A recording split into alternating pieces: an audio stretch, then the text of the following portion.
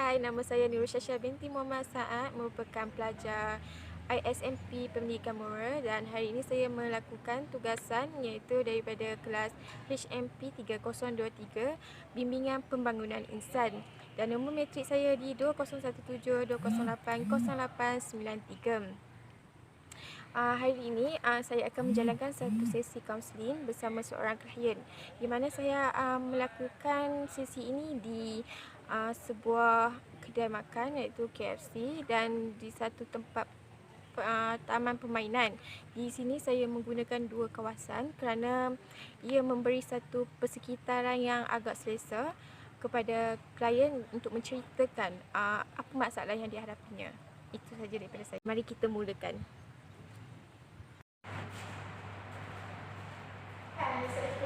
Salah. Aku dah tunggu.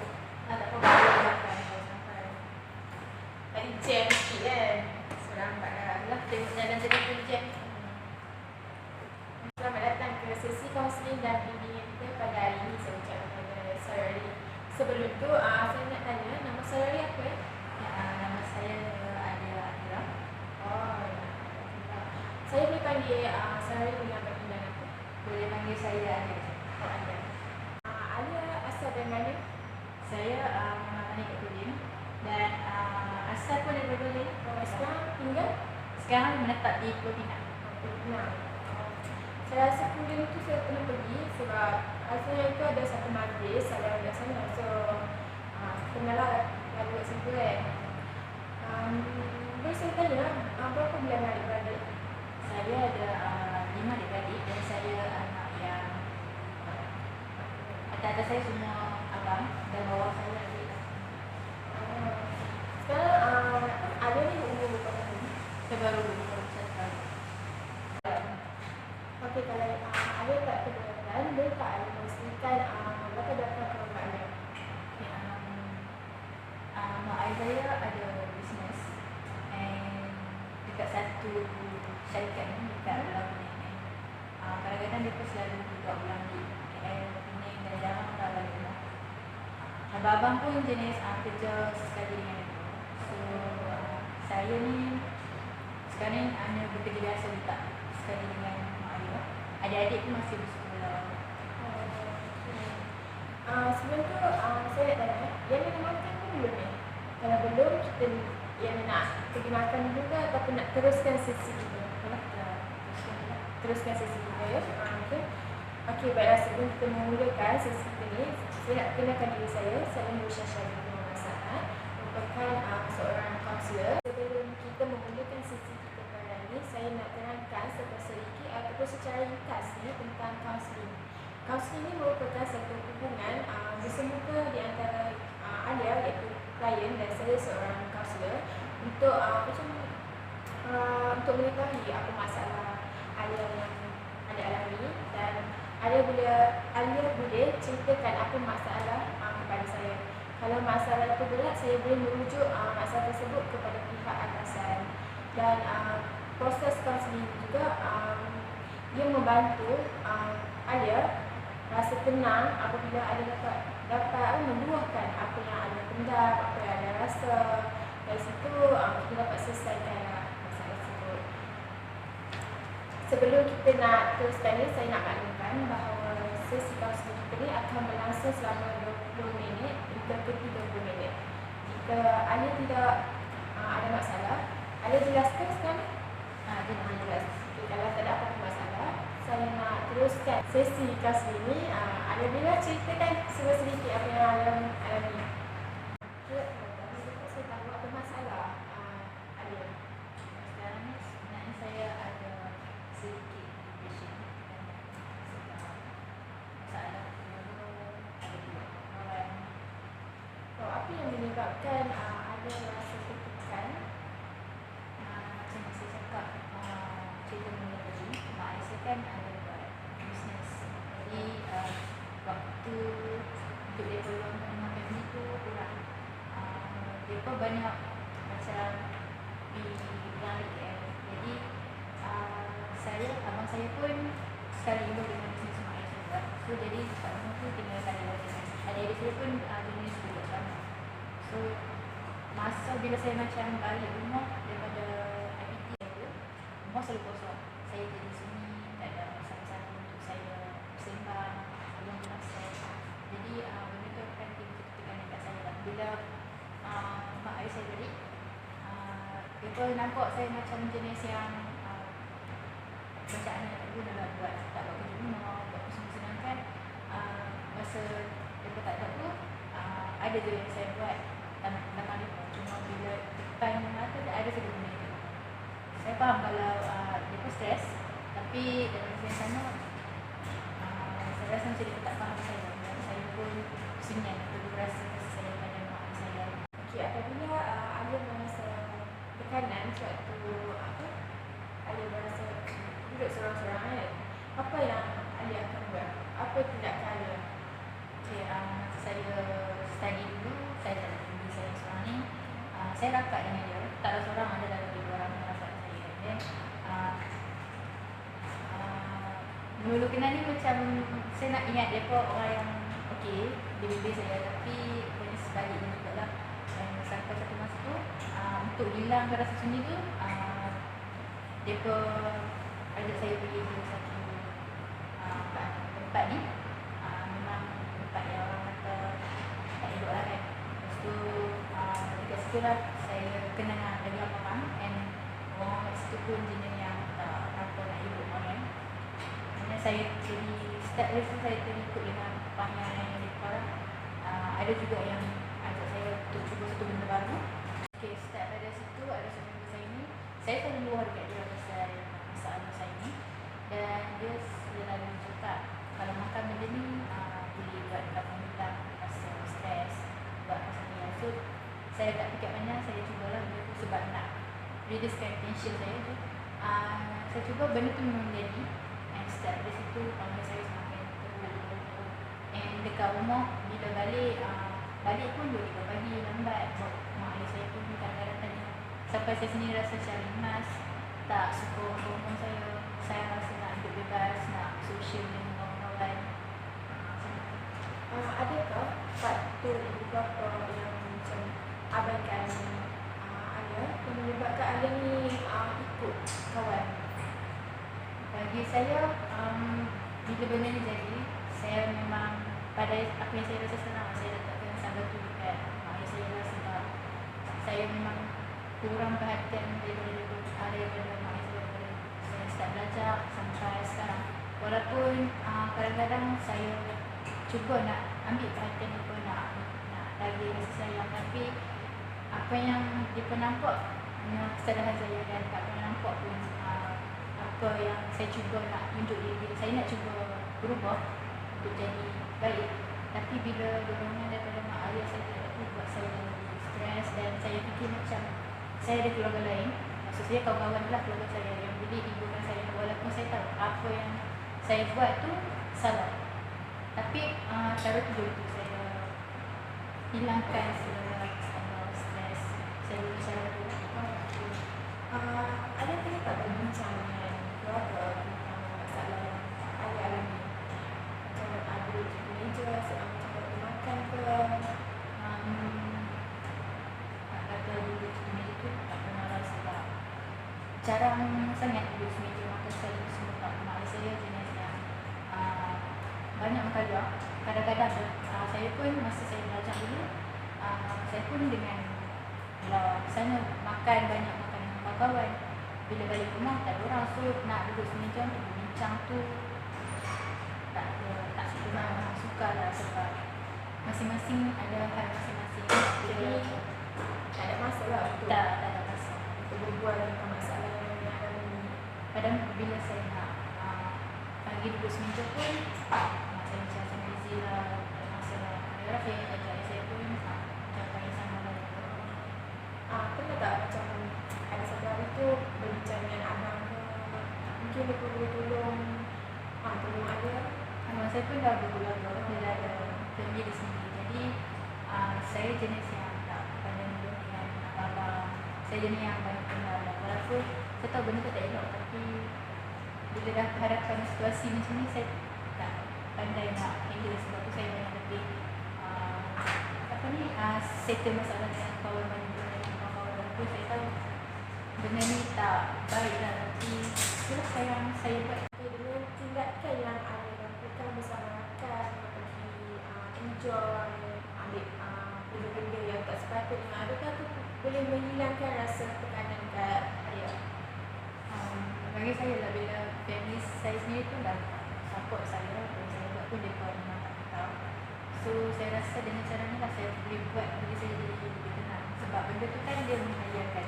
Jadi bila dapat rasa satu benda tu, tekanan pun hilang lah, walaupun buat sementara. Tapi saya rasa benda tu memang boleh buatkan diri saya jadi lebih kurang tekanan ni lah, dengan pergi berfoya dengan kawan semua tu. Okay Alia, boleh saya tahu apa nama rakan-rakan Alia yang Alia rajin keluar dengan mereka tu? Adalah dalam beberapa orang, Haris, Afiq, Mimi, Syairah. 4 orang. 4 orang. Mereka ni kan yang rajin macam ajak Alia keluar. Selalunya macam kalau saya nak hilangkan stres ke apa kan, saya akan ajak mereka lah. Sebab mereka ni jenis pun senasib lebih kurang macam saya juga. Faham. So bila kami, salah seorang daripada kami ke ataupun saya sendiri kan yang ada masalah, kami akan berjumpa lah kami dan pergilah mana-mana tempat yang kami rasa boleh buat kami hilang stres. Okay, dengan adanya masalah yang kamu alami ni, macam mana pula prestasi pelajaran dekat IPT tu? Ada terjejas ke ataupun kamu dapat maintainkan prestasi tersebut? Sebenarnya kalau saya dah berhenti dah. Saya dah quit daripada tempat saya belajar tu, sebab masa tahun lepas tu saya tak boleh, saya terlalu stres lah dengan apa yang jadi dengan diri saya. And start dari situ saya selalu jarang pergi kelas. Lepas tu manage masa tu memang dah ke laut lah kan, sebab banyak waktu saya lebihkan, saya habiskan dengan kawan-kawan saya. Lepas tu ada jugalah lecturer telefon parents saya, and parents saya pun marah-marah juga. Tapi bagi saya macam benda tu tak efek apa-apa langsung, sampai saya sendiri yang decide untuk saya berhenti lah daripada tempat belajar tu. Alia tak rasa menyesal ke dengan dengan Alia ambil keputusan untuk berhenti tu? Tak menjejaskan ke masa depan Alia ke ataupun cita-cita Alia untuk menjadi seorang yang Alia inginkan? Saya berfikir juga masa sebelum saya berhenti tu, adalah juga kawan-kawan yang lain pada circle saya ni tanya kalau saya berhenti ni ada ke fikir pasal masa depan ataupun tahu ke arah nak pilih kan. Tapi masa tu saya rasa macam tak ada guna pun kalau saya teruskan perjalanan saya dekat IPT ni, sebab saya fikir bila dengan masalah yang ada dekat saya ni, saya jumpa jalan buntu. Even sampai sekarang pun, so saya macam nasihat kawan-kawan saya sekeliling saya tu pun saya hiraukan, saya buat tak tahu. Dan inilah yang saya pilih. Okay, Alia tak terfikir ke ibu bapa Alia tu busy bekerja untuk mencari nafkah untuk menyara Alia sekeluarga? Tak pernah terfikir yang mereka buat tu semua untuk Alia? Saya terfikir juga, tapi siapa je boleh tahan kan kalau ada mak ayah tapi lebih pentingkan bisnes, lebih pentingkan kerja berbanding anak sendiri. Kalau macam adik-adik saya yang bawah tu, dia pun semua asrama, so tak terasa sangat lah. Macam saya ni jenis yang balik rumah pun tak ada siapa-siapa kat rumah. Jadi saya tak ada kawan untuk saya bersembang, tak ada kawan untuk saya meluah. Bila saya macam ajak bersembang dengan mak ayah saya pun, dia pun selalu bagi alasan, dia pun sibuk, ada benda lain. Dari situ saya sunyi, saya tak ada siapa-siapa untuk saya luahkan apa yang ada dalam hati saya. Alia terfikir tak bila ada satu masalah yang bakal Alia akan hadapi pada masa depan, adakah rakan-rakan ni yang akan bantu Alia? Selalunya family yang akan bantu kita kan, sebab mereka tu lebih dekat dengan kita. Apa pandangan Alia? Saya pun tak yakin je dengan kawan-kawan, sebab taklah meletakkan 100% kepercayaan saya dekat kawan-kawan. Sebab mungkin buat masa sekarang, mungkin ya saya akan rasa macam tu. Tapi bila cakap pasal masalah yang akan datang nanti, saya sendiri pun rasa macam tak agak-agak sama ada kawan-kawan ataupun family. Selalunya memang orang cakap kalau masalah ni family lah yang penting kan, family lah yang patut kita letak depan, sebab macam cik cakap tadi, family yang paling utama. Tapi saya sendiri pun tak tahulah macam mana nak handle situasi bila one day kawan-kawan pula yang tinggalkan saya ataupun Saya faham. Saya faham dengan apa situasi Alia sekarang ni. Sebab tu Alia tertekan sekarang ni. Memang rakanlah adalah orang yang paling dekat lah Alia rasa. Sebab mereka ni macam dah sebahagian ahli keluarga Alia kan. Tapi Alia kena fikir, sepatutnya Alia kena lebihkanlah family. Sebab apa-apa yang masalah yang akan berlaku nanti, semestinya family tu yang akan tolong Alia. Tak semestinya waktu satu hari nanti tu rakan yang sekarang ni ada akan bantu Alia. Alia, kalau Alia ni diberi peluang untuk melanjutkan lagi pelajaran, adakah Alia akan teruskan ataupun Alia akan bekerja saja? Kalau buat masa sekarang ni, apa yang Alia fikir untuk diri Alia, nak cari dulu kewangan untuk diri sendiri. Sebab Alia jenis yang tak suka bergantung dengan family. Buat masa sekarang ni yang Alia fikir lah kan, Alia nak cari dulu kewangan untuk diri sendiri, stabilkan diri sendiri dulu. Kalau one day diberi peluang untuk sambung belajar balik, mungkin tunggulah masa yang sesuai, masa yang Alia dah rasa tenang, dah boleh nak sambung balik, nak sambung komitmen dengan pembelajaran ni. Sebab yalah kan, kalau kita belajar sambil dalam keadaan yang kusut, tak guna juga. Saya takut macam saya mengganggu satu dan akan ulang perkara yang sama. Benda tu jadi sia-sia lah kalau saya buat benda yang sama balik. Bagi saya macam lebih baik saya fokuskan diri saya dulu untuk selesaikan masalah yang ada sekarang. Alia ada tak seorang rakan ke ataupun siapa-siapa yang cuba nak nasihatkan Alia supaya berubah ke? Sebelum saya terjebak dengan kawan-kawan saya yang nakal-nakal sini, adalah juga 2-3 orang kawan yang nasihat saya untuk saya pilih jalan yang elok ataupun pilih banyaklah yang nasihat saya. Tapi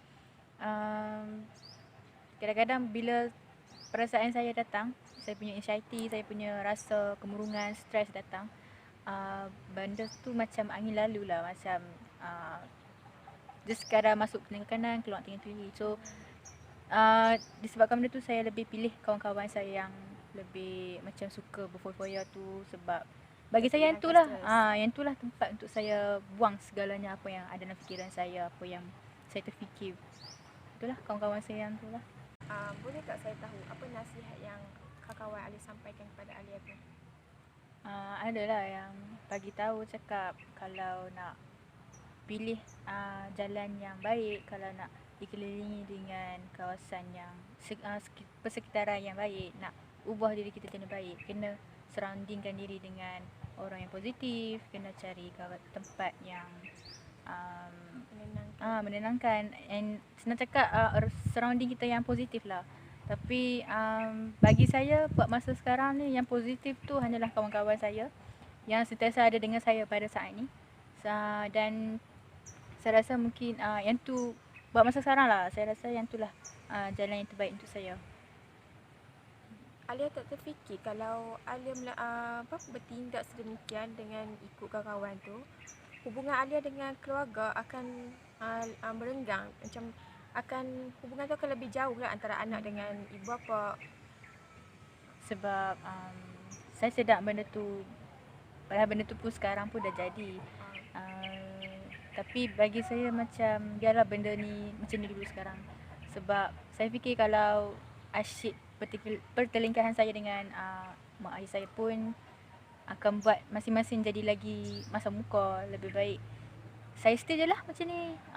Mak ayah saya dengan kerja dia, saya dengan kerja saya, abang dengan hal abang. Dan kalau macam satu rumah pun, kalau balik pun, duduk rumah pun terus masuk bilik, tak semuka, tak bercakap. Macam itulah kami jalani hidup kami sekarang ni. Saya faham dengan perasaan awak sekarang ni. Sebab seorang anak tu mesti dia nak perhatian kan, lebih daripada ibu bapa. Sebab kita ni semakin dewasa, kita mesti nak orang tu lebih faham dengan kita. Itulah yang saya cari sekarang ni. Tapi itulah bila family saya sendiri pun tak support apa yang saya buat, family sendiri pun tak faham apa yang saya rasa, inilah jalan yang saya pilih. Jadi Alia, sekarang ni apa yang awak nak dalam diri awak? Saya, of course sebab saya sunyi, jadi saya nak tarik balik perhatian mak ayah saya nak kasih sayang mereka. Saya nak rasa diri saya disayangi macam keluarga saya yang lain. Bila saya tengok orang lain dapat kasih sayang sepenuhnya daripada mak ayah, saya ada timbul satu perasaan cemburu. And mula tu terfikirlah macam kenapa aku tak dapat macam mana yang mereka lain dapat, kenapa mereka dapat kasih sayang sepenuhnya, kenapa saya tak macam tu. Macam mak ayah lain pun kerja juga, tapi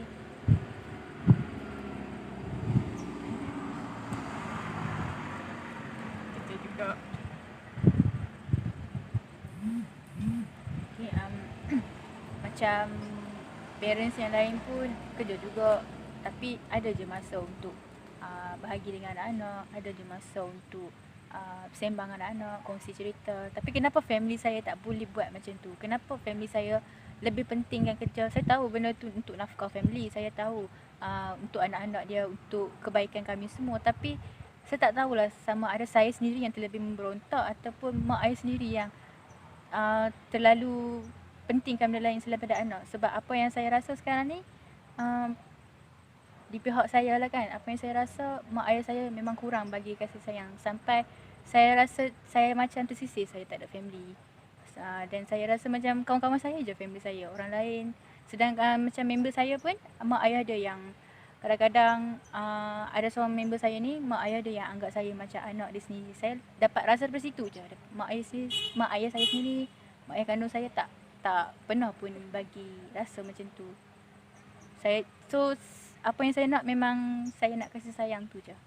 Okay, saya faham dengan apa yang awak inginkan dalam hidup awak. Walaupun mereka ni busy bekerja, tapi saya rasa awak ni kena turunkan sedikit ego awak sebagai seorang anak. Awak kenalah faham dengan kerja mereka. Sebab mereka ni dah jaga awak dari kecil kan. Dari awak baby lagi sampailah awak dah besar sampai ke umur 21 tahun ni. Awak cuba ketepikan apa yang awak rasa ni demi masa depan awak. Saya akan cuba. Sebolehnya saya akan cuba, tapi saya tak tahulah dia punya keputusan yang akan datang ni masih sama ataupun berubah. Saya pun sendiri tak pastilah benda tu. Saya nak tanyalah kan, lepas saya cerita ni adalah juga sikit rasa kurang membantu. Dan saya nak tanya pendapat cik lah, apa yang boleh saya buat untuk saya ubah balik diri saya jadi dulu tak memberontak macam sekarang. Sebab saya sendiri pun dah buntu. Saya sendiri pun kadang-kadang tak jumpa jalan penyelesaian dengan apa yang jadi buat saya macam serabut. Dan tak boleh fikirlah kadang-kadang, sampai tak tahulah mana baik. Kadang-kadang yang jahat pun saya terbuat sekali benda tu. Jadi saya nak tanya pendapat cik lah, macam mana saya boleh manage benda-benda macam ni. Saya boleh bantu Cik Alia untuk menyelesaikan masalah Cik Alia ni dengan satu cara. Alia cuba slow talk ataupun berbincang satu meja dengan keluarga, memilih satu hari tu ataupun waktu makan malam ke, waktu family ada kat rumah kan.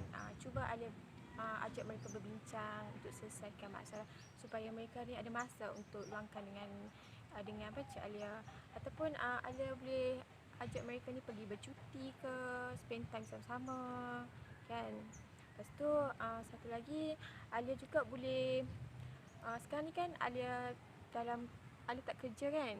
Tak. Alia buat kerja sikit-sikit macam tu je kan. Saya cuma part time biasa-biasa je dengan kawan.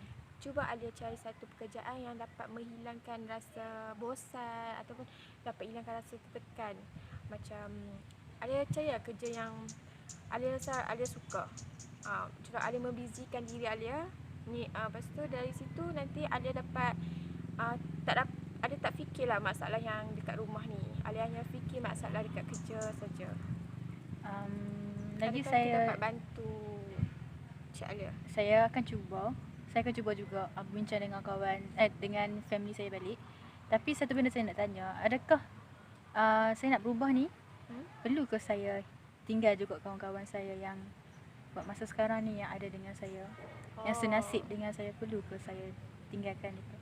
persahabatan tu ataupun rakan tu kira tak patutlah nak tinggalkan, nak putuskan kan hubungan rakan tu. Cuma kita boleh macam merenggangkanlah hubungan tu. Cuma Alia hanya mesej je ke setiap hari, tak perlulah nak berjumpa setiap malam, nak pergi keluar enjoy ke. Dan Alia cuba cari rakan-rakan yang dapat beri motivasi kat diri Alia. Dari situ nanti Alia juga dapat satu motivasi ataupun keinsafan dalam diri Alia tu. Okey, sekarang Alia faham tak dengan proses nak memulakan perniagaan ni dengan pinjaman daripada Mara? Saya faham. Okay, saya rasa mungkin dengan cara ni satu hari nanti mungkin saya bolehlah sibukkan diri saya dan bolehlah juga ubah diri saya, kurangkan masa buat benda-benda yang tak berfaedah macam yang saya buat sekarang. And saya rasa one day mungkin dengan cara ni, bila bisnes saya dah berjaya balik, mungkin dengan cara ni saya akan dekatkan diri saya balik dengan family saya. Sebab yalah kan mak saya pun bisnes, saya pun insya-Allah one day kalau saya ada bisnes ni mungkin kami akan jadi lebih rapat lah sebab berkongsi minat yang sama kan. Saya berharap dari situlah bukan saya ubah diri saya juga, tapi dalam masa yang sama saya ubah juga kawan-kawan saya yang mungkin senasib dengan saya sekarang. InsyaAllah lah, semua tu saya berharap satu hari nantilah.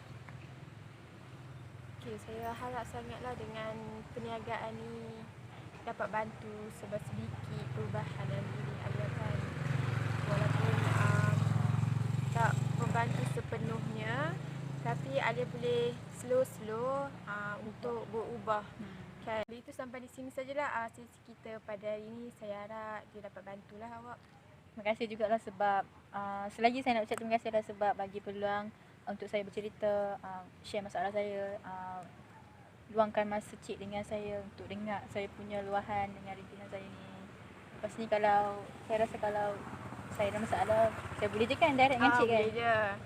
Tak perlu pun nak terima kasih. Saya cuma nak jalankan tugas saya sebagai seorang kaunselor untuk bantu insan yang mengalami tekanan ataupun mempunyai masalah.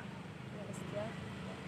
Itulah, kalau macam tu saya balik dulu lah. Okey, boleh. Terima kasih. Nanti kita jumpa lagi ya. Okey, baik.